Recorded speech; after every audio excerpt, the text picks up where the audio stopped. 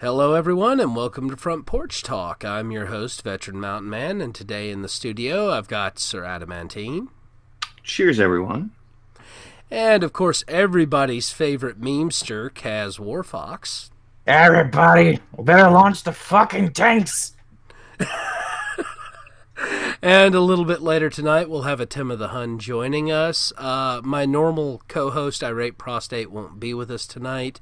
He's got some personal things he's taking care of. Nothing wrong, guys. He's just got some personal time with his lovely lady tonight, so we're going to forgive him that and continue on anyway. And so, guys, we were just kind of chatting about this. I'm going to go ahead and bring this up on a screen share because nobody's going to believe it unless I screen share this. I have got an article here from the Daily Wire that is talking about 12 millennials that are refusing to vote. And if you look here at the top, the headline really says it all. They're not voting because I hate mailing stuff. It gives me anxiety. I mean, so I'm not going to read all of this because most of this is just adamantly sad, but I do want to actually discuss the 12 individuals that they name out here. So Samantha isn't going to vote because 2016 was so disillusioning. She's crushed because her candidate lost, and so she's waiting for a full progressive candidate to be on the ballot.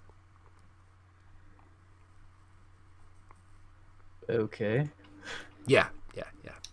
I mean, like, it's just how it is when it comes down to, like, just voting people. You may not win this time. Yeah. It happens all the time. Yeah. You can't win all the time, and you can't lose all the time, but if you don't try, then you've already lost. Yeah. Yeah, I honestly thought it would have been a bigger reason, like maybe people aren't really happy with how shit's going with voting, but no, it's just like it's either because their side lost this one time or because the mailing gives me anxiety. Well, yeah, we're going to get to that here in just a second. Reese, a borderline socialist, is not super sure. Talking of voting is really big in her friends. She just can't bring herself to do it. I mean, I don't. So far, I'm not sorry that these people aren't voting. I'm not really either. Tim here. I tried to register to vote in the 2016 election, but I was beyond the deadline by the time I tried to do it. I hate mailing stuff. It gives me anxiety. He also has ADHD, so the payoff is far in the future or abstract for him. So it makes it hard for him to do it.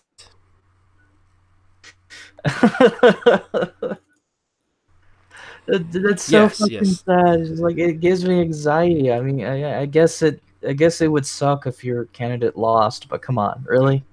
Yeah. Really? Yeah. Mailing stuff gives him anxiety.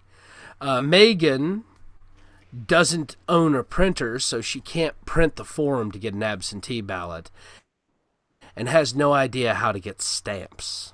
Well, I mean, can't you just do that by going to the polls anyway and just voting? Oh, yeah, you could. But she doesn't know how to get stamps. Stamps. They have these things called post offices.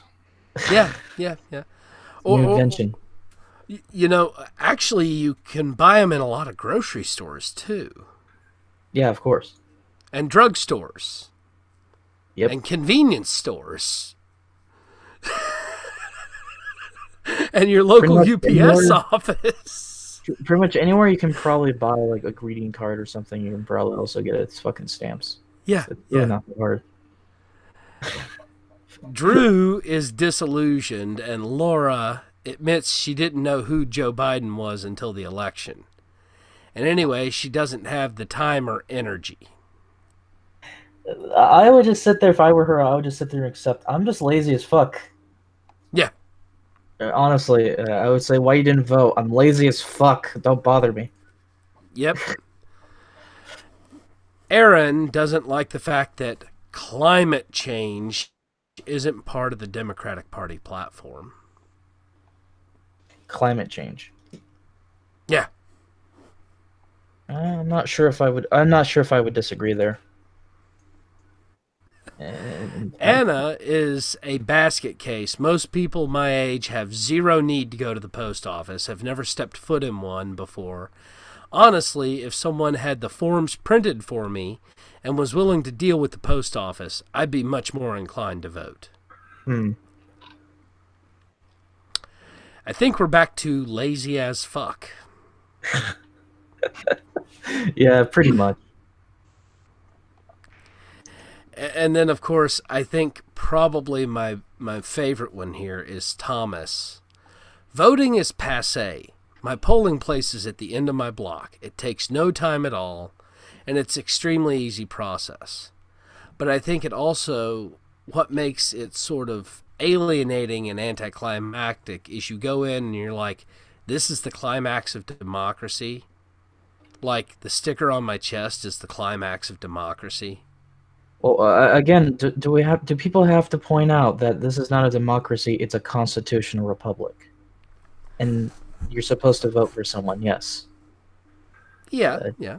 Don't know anything about stamps though. Like no one really cares about your stamps. They just care about who you're voting for, and what policies you agree with and disagree with, and if you think that person is probably what you would call the lesser of two evils in the situation.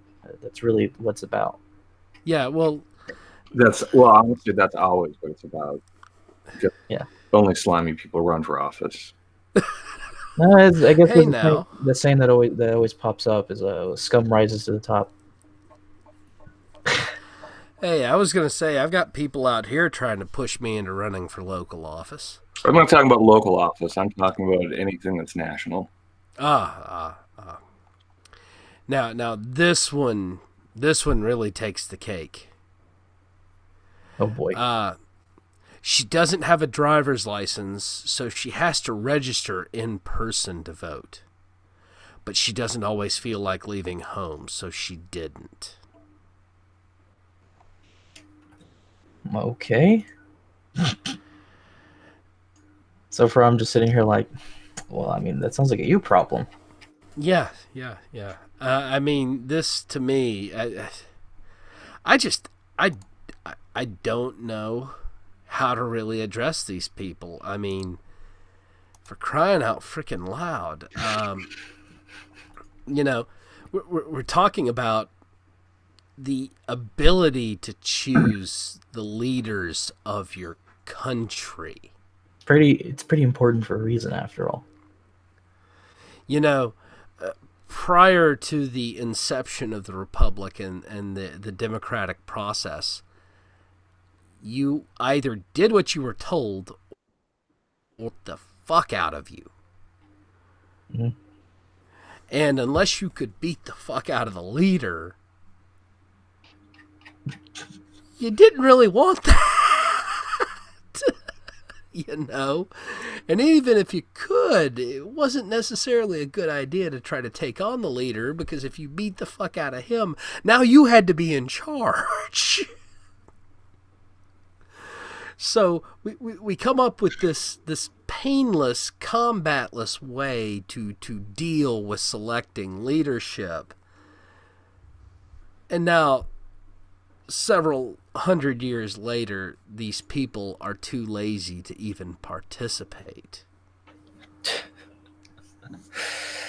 Yep, that's what it seems. I mean, I looked forward to going to vote once I was old enough. I remember registering to vote in high school, for crying out loud. Mm-hmm. What about you, Sir Adamantine? When did you register to vote? Oh, you're not going to like me if I tell you. Are you not registered? No, I am. I've voted the last 3 or 4. I didn't vote. Oh, that's all right, man. When I was on active duty, I couldn't vote either. It took them 4 weeks to get me an absentee ballot, and they sent them out 2 weeks before the election. Well, So, in my defense, for most of the first 10 years I could vote, I probably wasn't sober enough to do it. that's a valid point. And I mean, I was busy, kicking doors and, doing military shit. So it wasn't exactly like I could be the best informed voter. The first few elections I could have voted in either. Once I got out of active duty, I started paying more attention and started becoming a more responsible citizen for voting. Hey, I vote now. That's something. Oh, yeah. Oh, hey, guys. Goatman's in the chat. Which means you're going to have a good stream.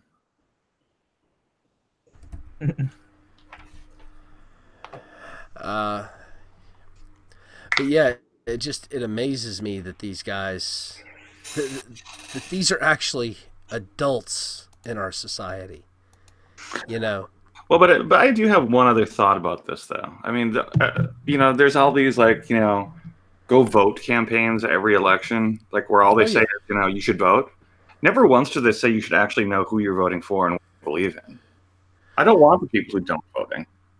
Yeah, true. I mean, I'm usually advocating, do your research, think about who you want to vote for, and then make the best informed decision. But, I don't think a whole lot of people listen to me on that one. Apparently, asking people to be smart about something is equivalent of being a racist now, so...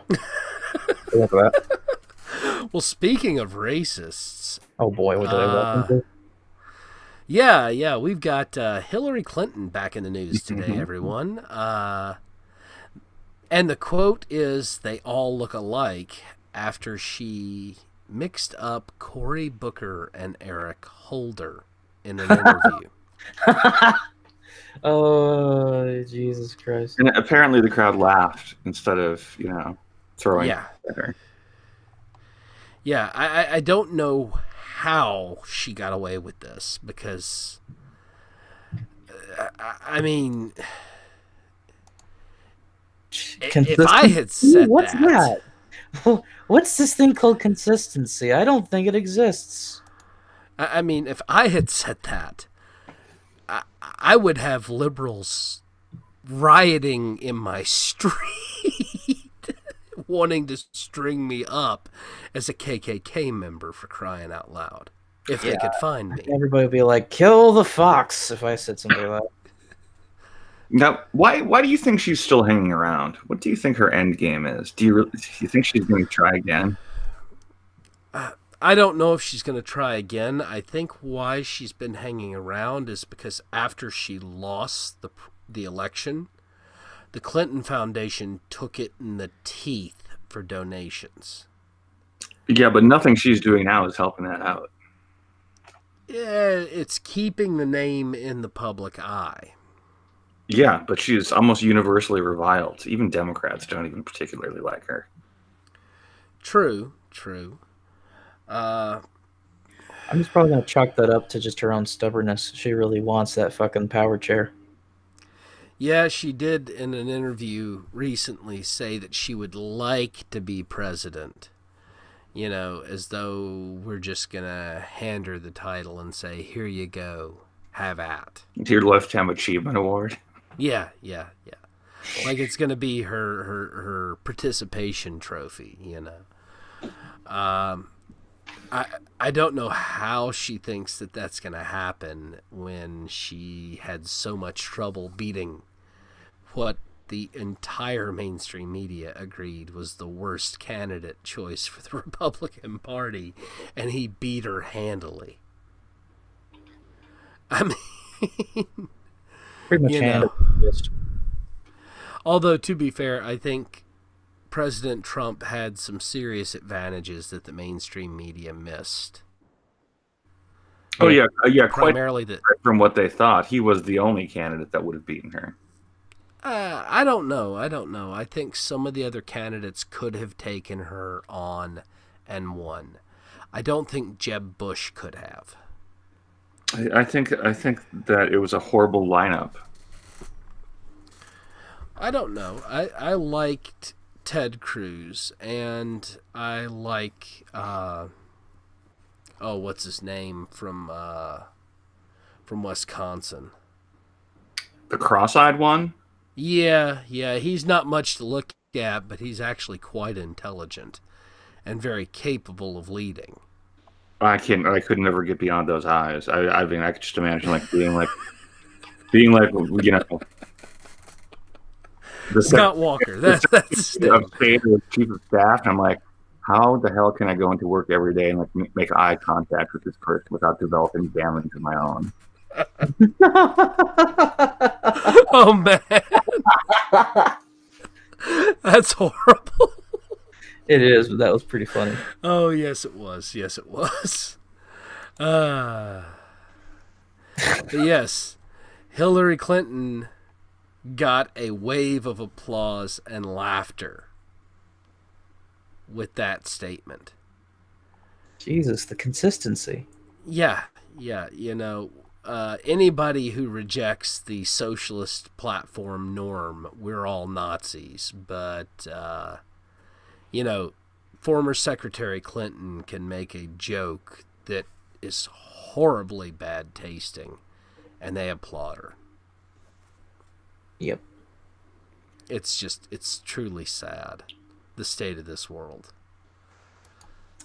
And you can be running a show in in real life, and then you go on Twitter and you say a bad joke, and all of a sudden people are like, "Rah! Get off my Twitter. We will make you lose your job." Oh yes. In fact, today I successfully fended off 4 flag attempts. Oof. Yeah, I had 4 people try to flag me to get me banned from Twitter today, and all 4 of them failed. Yeah. That kind of victory would just be like, ha ha ha on Twitter. Well, now, bitch. I did boast about the last one I dodged. So, speaking of dodging, ducking, and weaving, it seems that Lindsey Graham has become quite the fighter now that, the old rhino from Arizona's gone. He today announced that he's going to introduce legislation to stop the birthright citizenship of children of illegal aliens. Mm. Now, for those of you in the studio audience that don't actually understand how the anchor baby system works, there's this thing called the 14th Amendment. And when it was created, it was understood that the 14th Amendment didn't affect people who were here illegally. Diplomats and the families of diplomats. And people who were here but had no intention of staying and pursuing citizenship. The whole concept initially of the 14th Amendment was primarily to protect former slaves who had been freed by the 13th Amendment. Because the 13th Amendment was ratified and passed, a lot of the former slave owners were trying to set up deportations of these slaves in order to stop them from gaining any kind of political power in their areas. Because, when you start talking about, a plantation owner and his family, okay, that's 6 or 7 people, and they've got 500 slaves. Yep. Now whose vote counts more? So a lot of these people tried to deport or remove these people from the region, and they were going to send them back to Africa, and the 14th Amendment was passed blocking them from doing that. It was passed by Republicans, by the way. And then, of course, it eventually became perverted to ignore what was understood to be exempt from it. And that's how we ended up with this whole women running the border and having a kid. And now that kid is a U.S. citizen. Or these women from Asia flying in on airplanes for a 4-month vacation and having their kid. Yeah. No, you shouldn't be rewarded for trying to circumvent the system. I don't disagree with you on that. I mean, realistically, it's an attempt to pervert our laws, and the Democrat Party's been going along with it for a long time. Some Republicans have as well, and I don't support either group that has been doing this, because realistically, it's dangerous. Yeah. Because once that kid is given that citizenship, well, now it opens up for them to pull their family into the country, and their family may or may not attempt to integrate. The Asians actually attempt to integrate more than some of the Central and South American families, although some of them do try to integrate as well. But even then, even if only a small percentage choose not to integrate, you've basically rewarded bad behavior with something that's very valuable, because there are people that wait 10, 15, 20 years to come to the United States, and you just let them skip in line.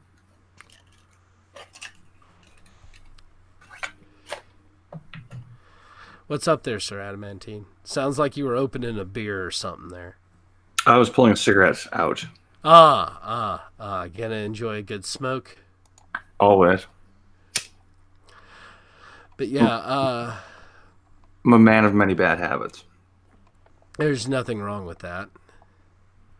But yeah, the fact that Lindsey Graham is going to start pushing to fix the 14th Amendment loopholes. Yeah, I'm not sure that this will work, but I did find it very irritating during the last presidential election that there were so many of those Republicans that were running that were so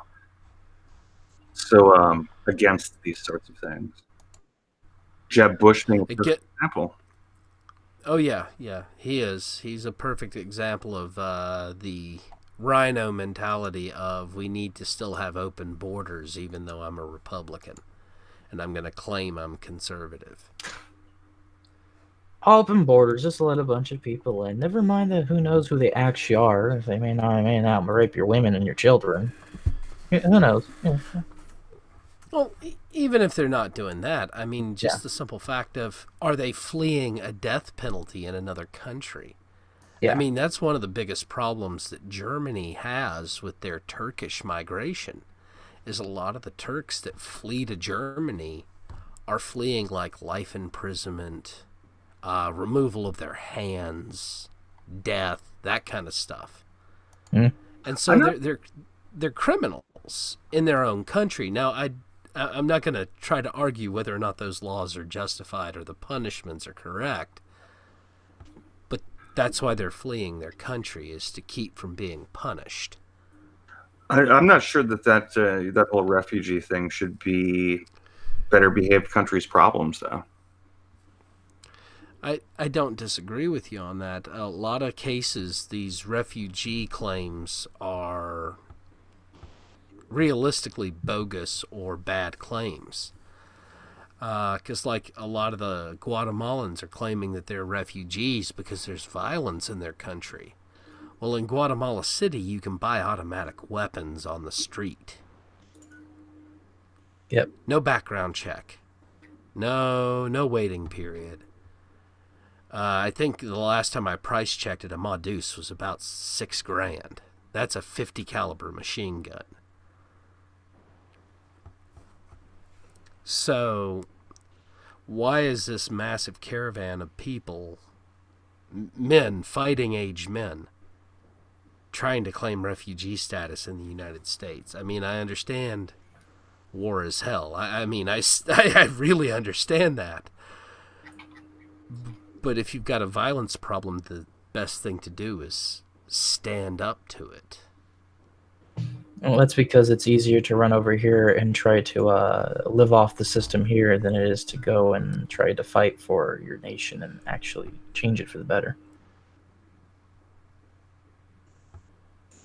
It's just people are trying to go like, well, see, what's easier? Can I just go and cry and then my ass off and then get inside this nation that's better economically, or fight in a war where I might get killed? I'm going to choose the other option because it sounds more pleasing. Yeah, but it also sets up a scenario where none of these like horrible governments will ever be overthrown.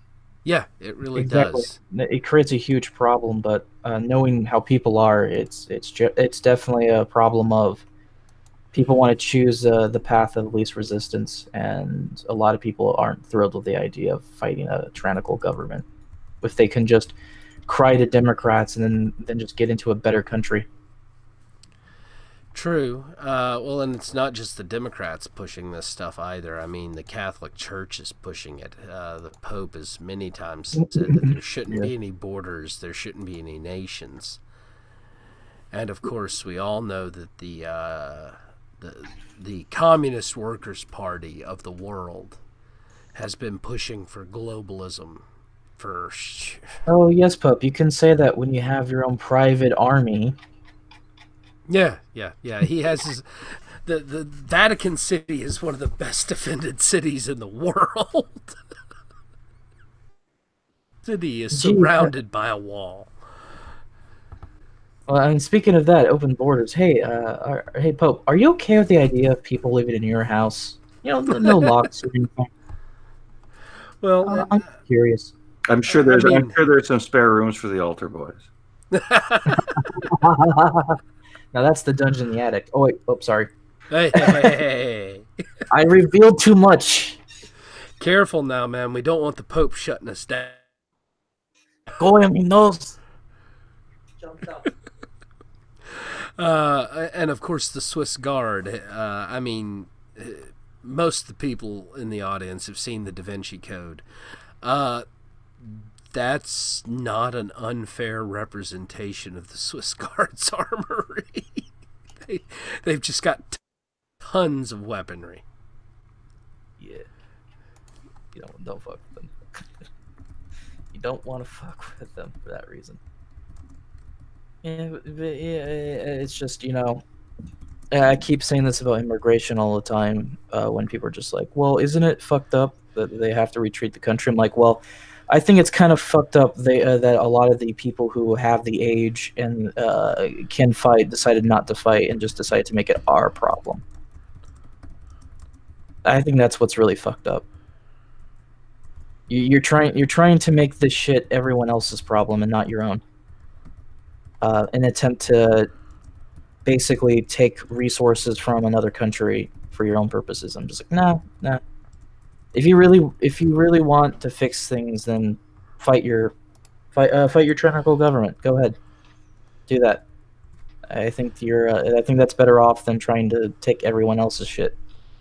Agreed. I mean, especially when you're gonna sit there and be like, I'm not going to assimilate to these laws. I'm like, no, fuck, you will. Oh yeah. And that's one of the reasons I think realistically we need to get rid of this whole concept of the anchor baby. It keeps coming back to that because then that opens up the chain migration, and the fact that they skirted the laws to get here meant that we rewarded the bad behaviors, so that doesn't incentivize them to keep following the laws. That actually incentivizes them to not follow the laws, because they've now been rewarded for breaking the law. It's part of the reason we had such problems during Prohibition. Yeah. Prohibition made a mockery of its own law, and so everybody started scoffing the law. And so it turned everybody into criminals, and when you allow violation of the law without any repercussion, it makes the law ineffective. Yeah. Well, a lot of people on the other side of this rightfully say, the kid's an innocent victim in all of this, but they never finish the thought of who's the one who victimized them. That would be their parents. Yeah. It really was. Their parents used them. as a weapon against a government and against a nation, and it's kind of almost a form of abuse in a lot of ways. An abuse of the system, an abuse of the child. Granted, the kid's not going to really understand it until they're much, much older, and it's not like it's a physical abuse or it's going to leave lasting physical marks, but it's definitely an abuse. It's it's almost kind of dehumanizing the child to use them in this fashion. Yeah. You know? And I don't necessarily think that they always think about that when they run across the border to then have their kid. It doesn't always necessarily register to them. But that's why we as citizens need to stand up and say, hey, we're not going to accept this kind of behavior. Yeah. Yeah, I mean, if they knew from the very beginning that this wouldn't be an option, this wouldn't be a problem in the future. No, it really wouldn't. People wouldn't bother to try to do this if we weren't going to allow the kid to have the citizenship anyway. Or I would like to call stop being pussies and actually got a backbone. Yeah. Get a backbone, yeah. I'm just going to say that because it's yeah. So, and as we're talking about the the changing of the attempt to change the 14th Amendment here, we do have a report from the federal government here about how much the cost of anchor children is actually costing the United States. So, a new analysis from the Census Bureau data, the new report reveals that women in the United States illegally had more than 297,000 children in 2014 at a cost of $2.4 billion. That's half the cost of an aircraft carrier. That is. That's also $800 million less. That is $800 million more than the Senate has approved for Trump's border wall this year.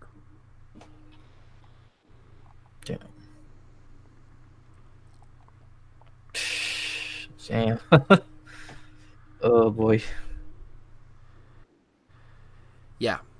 Now, here's also some disturbing statistics, and I'm actually going to screen share this.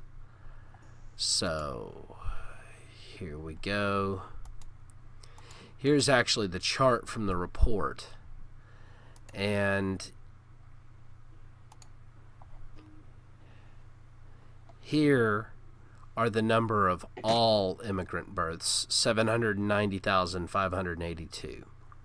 That's almost 20% of the American births, of the births in America. Now, illegal aliens in 2014 were almost 300,000 of those. That was 7.5% of the children born in the United States that year. Oh, no, wait, sorry. This is actually the cumulative survey from 2012 to 2016. I thought this was just 2014. My bad. So the cumulative number of births is almost 300,000, almost 8% of the births in America between 2012 and 2016 were illegal aliens. Legal immigrants, children born, was only 12.4% of the total number of births. Jesus Christ. Those are not good numbers. Jesus well, I'm kind of okay with the legal immigrants and the 12.4% of total birth population. That's not a bad statistic. No, the legal part is fine. The illegal one, though. That really depends on what kind of legal you're talking about. They're talking about legal resident aliens and people seeking citizenship. No, I understand that. I simply live in the city that's also called Little Mogadishu. Not all legal immigrants are equal. True. Some are only here because of highly politicized decisions, and they don't belong here. I don't disagree with you on that. Now, here's something that we also don't talk about: the number on Medicaid and the number uninsured. So the children of these immigrants are totaling up to 23.4% of the Medicaid cases in the United States. The total for native-born population children is 30.2.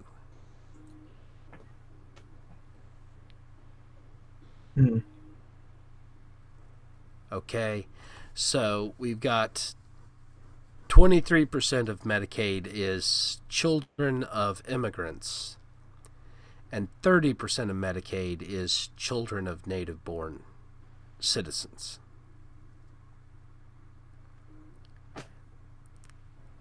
That is a little too close for comfort. I mean, there was a point in time in this country where if you wanted to become, a legal resident alien, you weren't allowed to be on things like, Medicaid and food stamps. You had to provide for yourself and your family. Well, correct me if I'm wrong, Mountain Man, but if you're talking like 100 or so years ago, there were no such things as Medicaid or food stamps, were there? Well, there weren't 100+ years ago, but when Medicaid and food stamps were initially introduced, which was part of the Great Society, it was understood that immigrants weren't going to be able to take part in it until well after they had established their citizenship. Now, how did that get changed? That changed around the 1970s with Carter. And it continued to change into the 90s.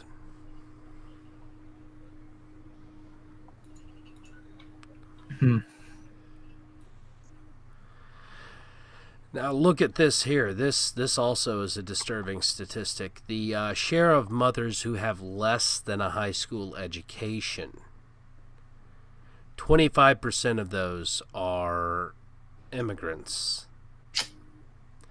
10% are native born. Jeez. Now, out of that, go ahead.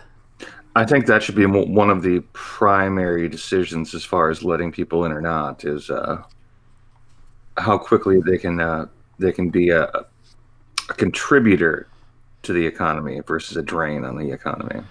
And I'm not saying you should never legally let in a poor Mexican family, but you should probably have 2 or 3 trained doctors coming from India for every one of them.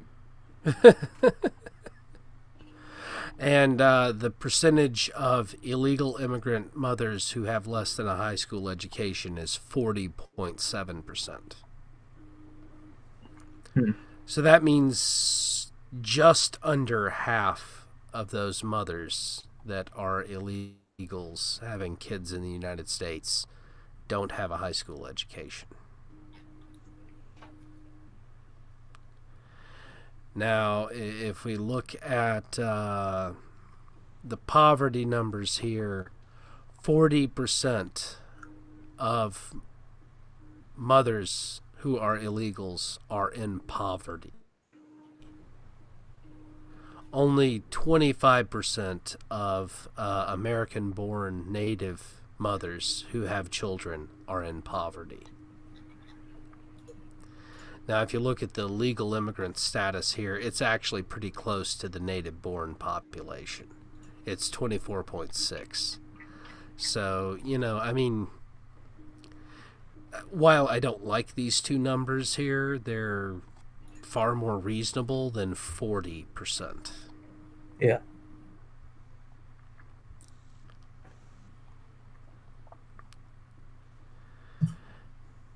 Oh, here we go.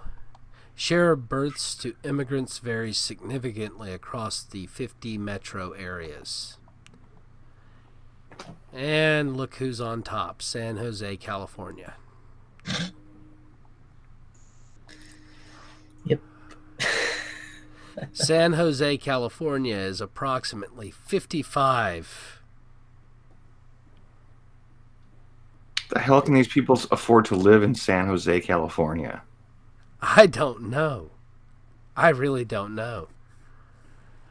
I could say the same question about most of California. How could you be here? San Jose, Miami, San Francisco, Los Angeles, New York, Washington, D.C., Houston, Texas, San Diego, Seattle, Boston, Las Vegas, Sacramento, Dallas. I'm seeing a pattern here. In fact, I don't really see the pattern break until about right here, Phoenix, Arizona. Do you guys see the pattern? Would that be southern cities? No, because Seattle, Washington is most definitely not southern. Oh, yeah. Boston, Massachusetts isn't southern. Blue states, you're saying? Seriously, blue cities, yeah. The top 15 here are, Portland hasn't had a Republican mayor in 40 years. Seattle, it's been almost 70 years. Well, my city's on that list, and it's incredibly blue. Yeah. Sacramento, Boston, San Diego. I don't know that there's... I don't know when the last Republican mayor of San Diego was. And as you get more and more likely to have a Republican, you start to see a smaller percentage here. Now that's kind of an outlier. Pittsburgh there. I would expect to see them much higher on the list, but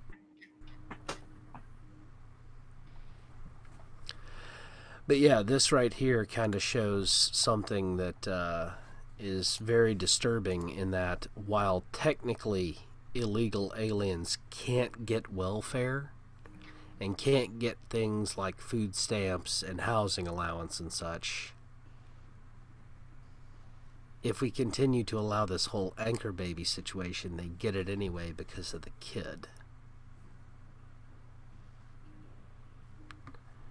And when we start talking these kind of numbers, it starts getting a little scary as to just how many people we're supporting that shouldn't even be here.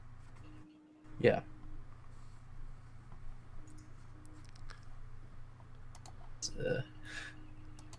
But it's like, yeah, you better not talk about it, you bigot, because he's sexist or some shit like that. Racism, racism. Racism.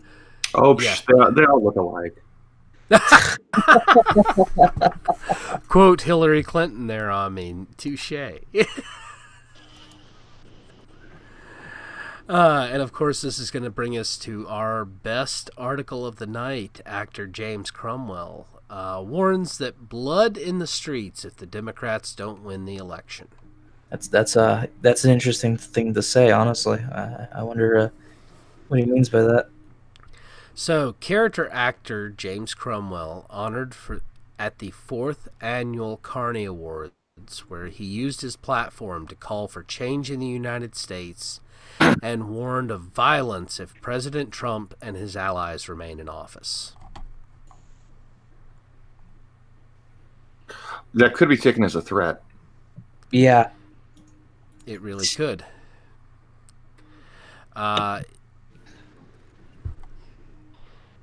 He said that there will be blood in the streets if the Republicans remain in control. This is nascent fascism. We always had a turnkey totalitarian state. All we needed was an excuse, and all the institutions were in place to turn this into pure fascism, Cromwell said. If we don't stop President Trump now, then we will have a revolution for real, and then there will be blood in the streets.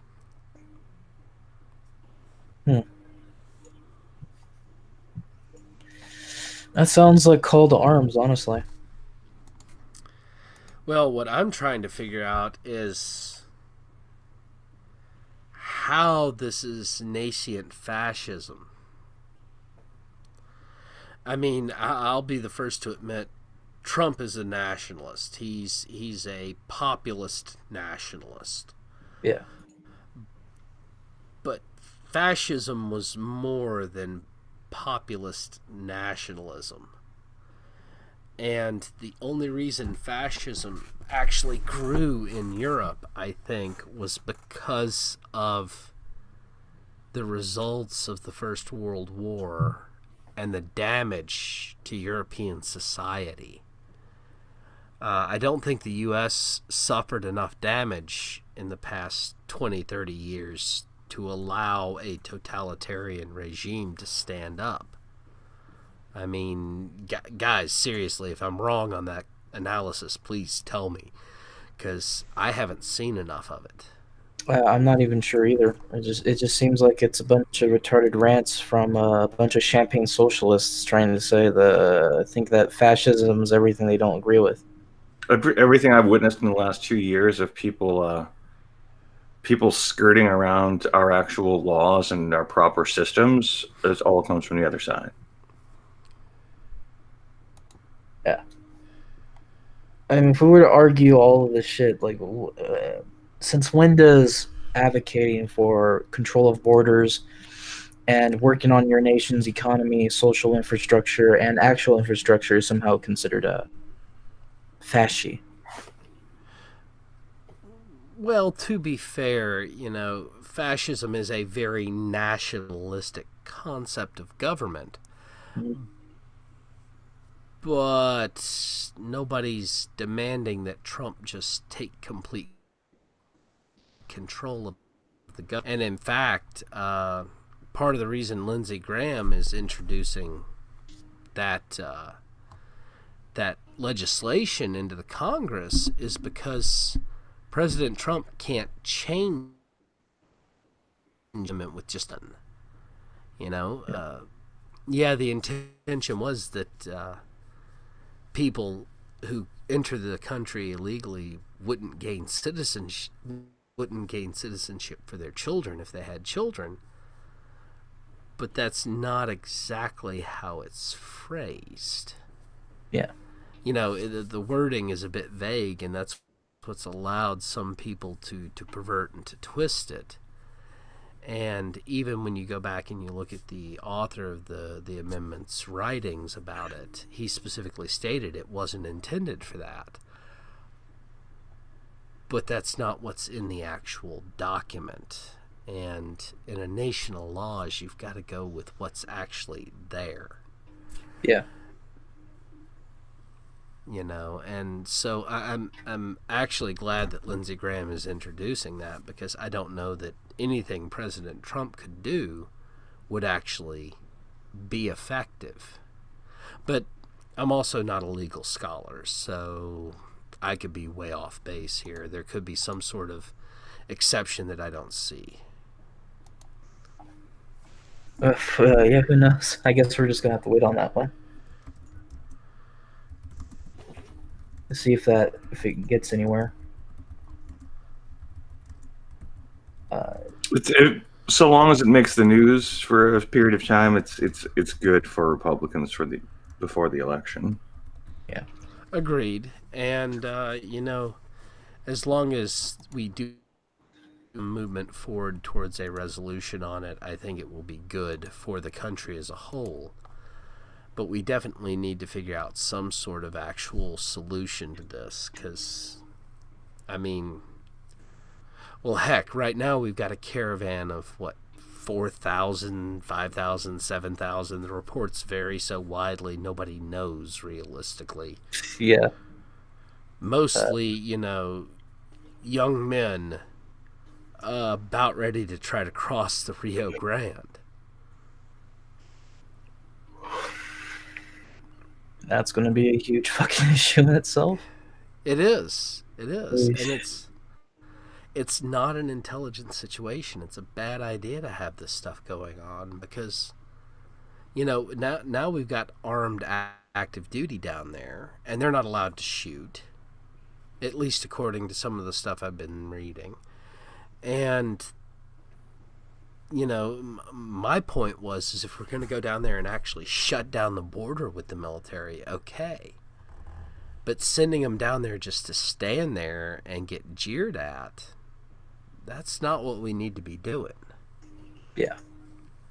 You know. But I can't. What? Go ahead. I just said heck. Oh, I thought my internet was fucking with me again. No. It's like I guess the Republicans might have to win a lot better at, if they were to focus on that issue. What other issues would they focus on that would also benefit? I honestly think, in my personal opinion, it actually kind of seems like it hinders Trump a little bit not to address the censorship a bit more when it comes to media outlets. Well, yeah, I mean, I think he by tackling that, he can also bring a lot of support because that's some pretty fucked up shit. But I don't know. I might be wrong.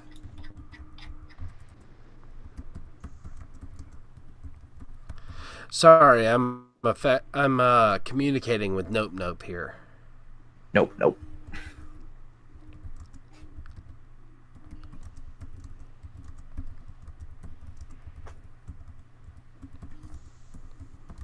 If Nope's latest comments proves to be correct, that would be so funny.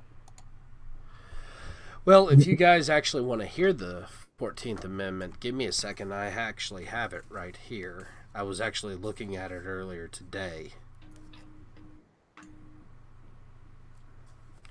Oh, shoot. It's going to take a second for my tablet to boot up.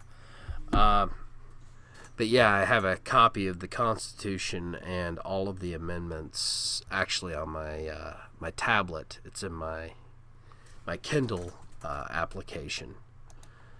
Because Amazon actually has a copy of that available for the Kindle store. Of course, you can also go to the National Archives and read it for free.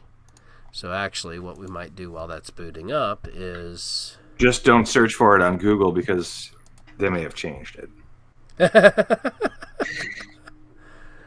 Well, no, that's why you go to Google and search out National Archives and then search for it inside the archive.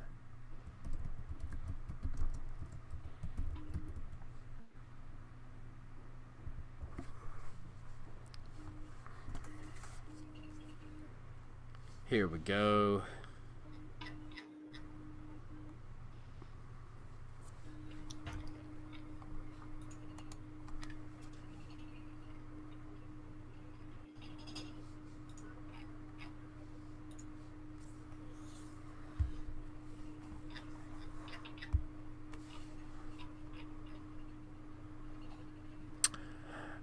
Here we go. So, Section 1. The right of the citizens of the United States who are... Oh, no, wait, no, sorry. This is not the 14th. That's the 26th. Rip.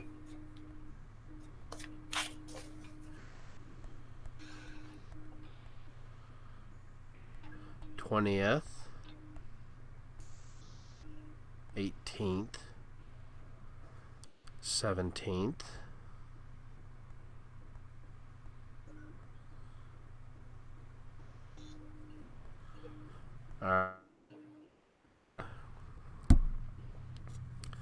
all persons born or naturalized in the United States and subject to the jurisdiction thereof are citizens of the United States and of the states wherein they reside. No state shall make or enforce any law which shall abridge the privileges or immunities of citizens of the United States, nor shall any state deprive any person of life, liberty, or property without due process of the law, nor deny any person within its jurisdiction the equal protection of the law. Now that's Section 1 of the 14th Amendment. And that is the section that in many cases people have argued allows for anchor babies. Well, isn't that isn't that highly dependent upon how you interpret within jurisdiction? It is, and that's one of the reasons we've had this argument for so long, is because those people are within the United States, they are technically under the jurisdiction of the United States, even if they're not citizens or resident aliens. Because of the unrequired tourist visa. You're not required to have your passport stamped for a visa in the United States. And so you get into a real sticky situation.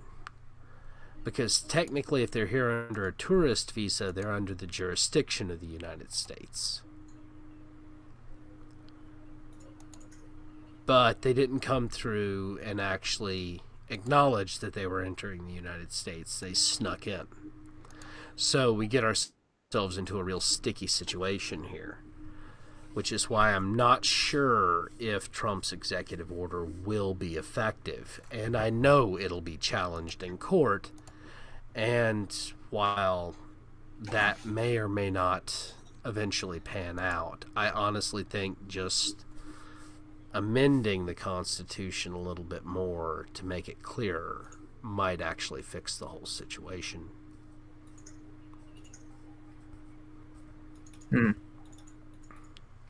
Because, I mean, at that point, we could remove some of the ambiguous language and give even maybe a detailed perspective as to what qualifies a natural-born citizen.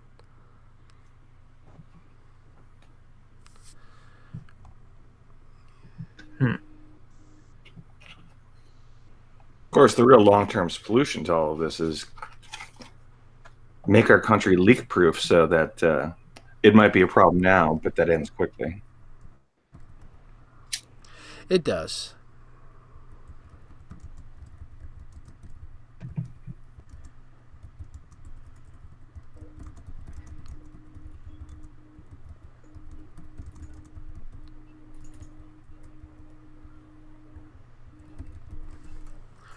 I wonder what would happen if they put the financing for the wall under the military's expenses.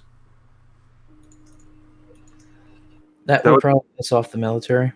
That would make it a lot harder for a Democrat to vote against. It would, but it would also make it very difficult to maintain our current level of readiness. No, I'm saying as an added expense. Oh, as an added expense. But put it under the military's budget. Huh.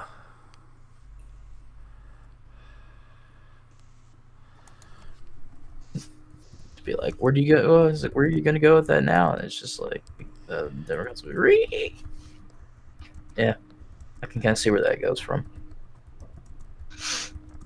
I mean, it makes a certain sense to put it under. I mean, it's national security. What is the military other than national security? Agreed. But now you've got the Department of Homeland Security and all sorts of other crazy nonsense. I mean, at this point, the DOD, or the Department of Defense, is not exactly what it used to be.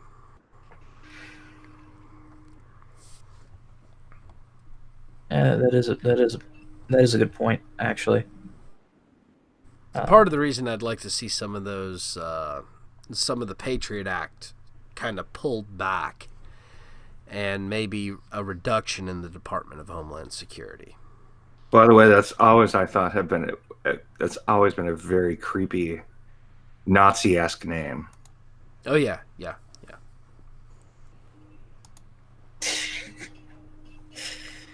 It really has. It was a horrible, horrible name, in my opinion, and I don't understand why they chose it. But Which name? It is the Department of Homeland Security. It's the Homeland in there that just has bad taste in your mouth when it sounds like motherland or fatherland, and we both. Wasn't the original name like the Department of War or something?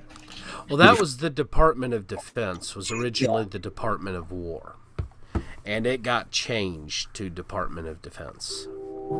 Yeah.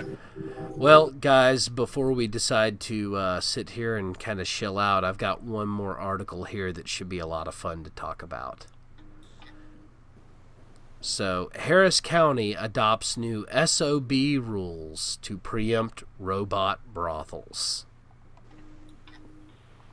Robot brothels. Is that Nevada? No, this is actually Texas.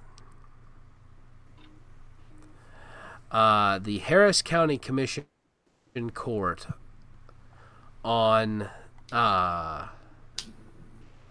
October ruled unanimously to adopt new rules to prevent so-called robot brothels from opening and more strictly regulated sexually oriented businesses in unincorporated areas. The county had already been revising its sexually orientated business rules, first adopted in 1996, but decided to specifically address lifelike sex dolls for rent after the Toronto-based company Kinky S Dolls considered opening a Houston branch where patrons could try out human-like adult love dolls in a private room in the shop. I would think it would take more than a health department violation code to stop that one from going on. Don't get me wrong. I mean, if and when the day comes where they have utterly realistic sex robots, not ones that you haul across the room, ones that walk over to you and say sexy shit before you fuck them, I'd be all for that. But I wouldn't be sharing it with anyone. Ick. Give us 5 minutes to wipe it down, and that room will be open for you.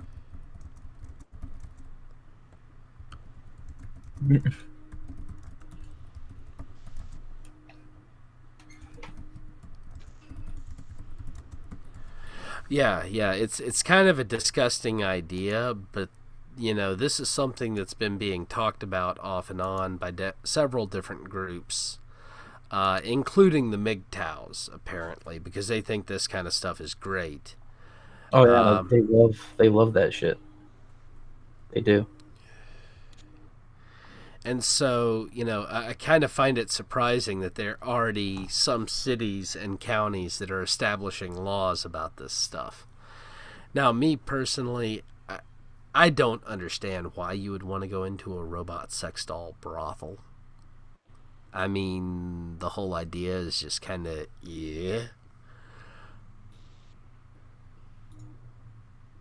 Well, I don't know. I guess people like it used. But, there's always going to be that weird guy who just likes everything used beforehand. Yeah. But, I mean, I'm not really sure I can support them making it illegal. I mean, if people really want to do that crap, who am I to say they can't? What's your opinion on regular prostitution, then? Realistically, if it was legal, I wouldn't have a problem with it as long as it was handled in a safe manner. Well, then you're consistent. Yeah. As long as the women weren't being abused, weren't being forced to, weren't being kept drugged so that they had to, were allowed to have, the necessary health care and checkups to make sure that they were safe about it. I really don't care. It's not my cup of tea. But, if some guy wants to pay for sex, that's on him. That's his personal choice. It's not something I go and seek out. Yeah. Although, honestly, I wouldn't even think about doing that shit, because imagine the diseases you would catch just by doing that. Yeah. That's nasty. Yeah, that's really nasty. Now, I do think that this rationale that they came up with, at a previous commissioner's court meeting on October 9th, the anti-human trafficking advocates said allowing the so-called robot brothel to operate where patrons can have sex with lifelike dolls would make trafficking worse. How? That's a problem I do have with that. I think that that's actually a logical assumption. No, I'm just curious. Is like how does something like that translate to real life people being trafficked even more?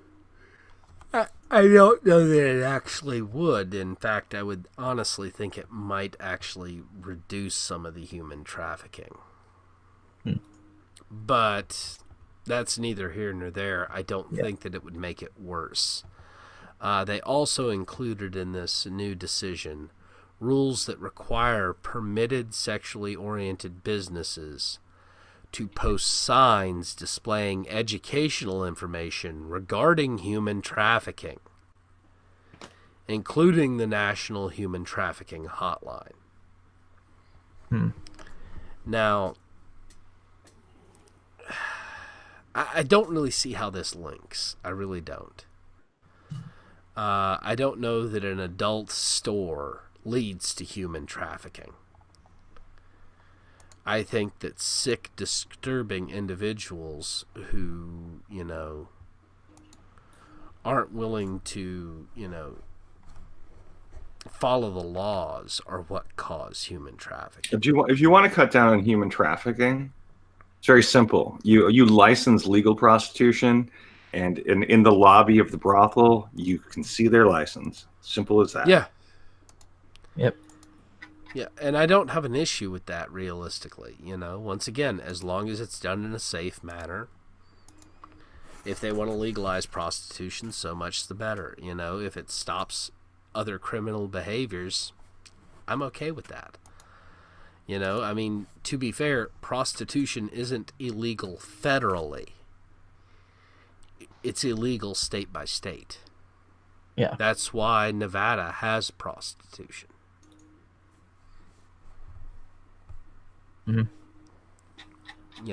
That's why the Bunny Ranch is out there in the middle of nowhere, Nevada.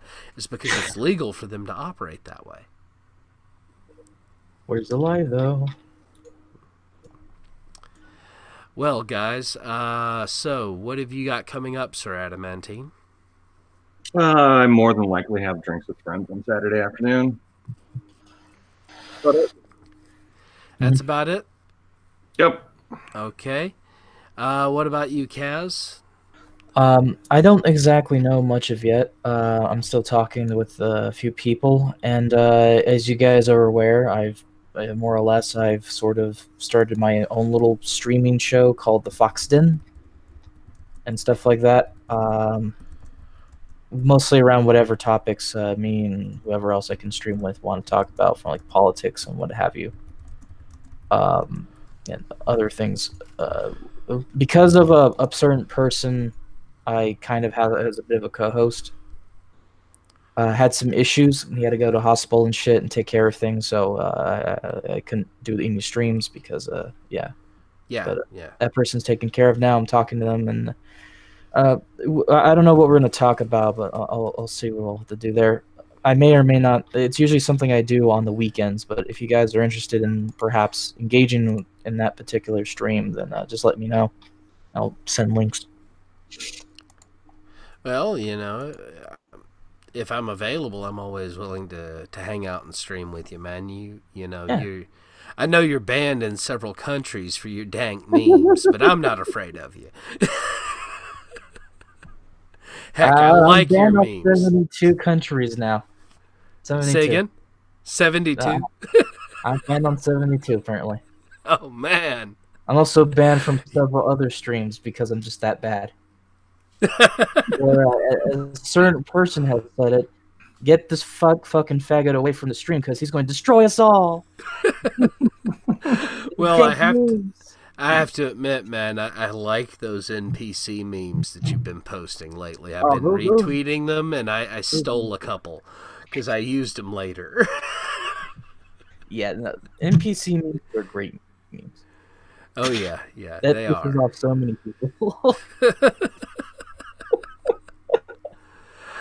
And of course, most y'all are aware that Gab.ai is in the middle of moving its servers as we speak. So free speech will not be infringed. They are not going to give up. They are not going to be taken down, even though their web hosting service was canceled.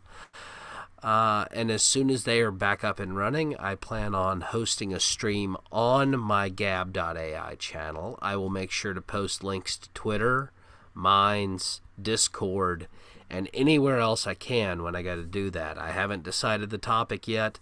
I'm hoping it'll be like Thursday or Friday because they're moving everything right now. They should be back up either tomorrow or Thursday at the latest. And then I'll need to set up and schedule the stream and get everything copacetic and then run it. I will make sure, like I said, to post information. Also, don't forget to catch my daily videos. I'm going to try to be back to doing them daily again. I've been having some trouble lately, but I'll get there eventually. And of course, if you've got a recommendation for the Cultural Marxists of the Month, shoot it to me in Discord in my chat. If you're not in my chat, catch me on one of the other, and I'll send you a link. And then you can tell me what your Cultural Marxist of the Month recommendation is for the month of November. And of course, don't forget to think about who you're going to vote for, consider the options, and then vote for the person who's most likely to keep the country intact. Yeah. Just be informed about it, all right? Yeah. You don't have to make it partisan or anything. You actually think about who you're voting for. I mean, I know I'm likely going to vote far more Republicans than Democrats, but at least I've looked at who they are. Yeah. All right, everybody. See ya, everybody. Have a great night. Night, everyone.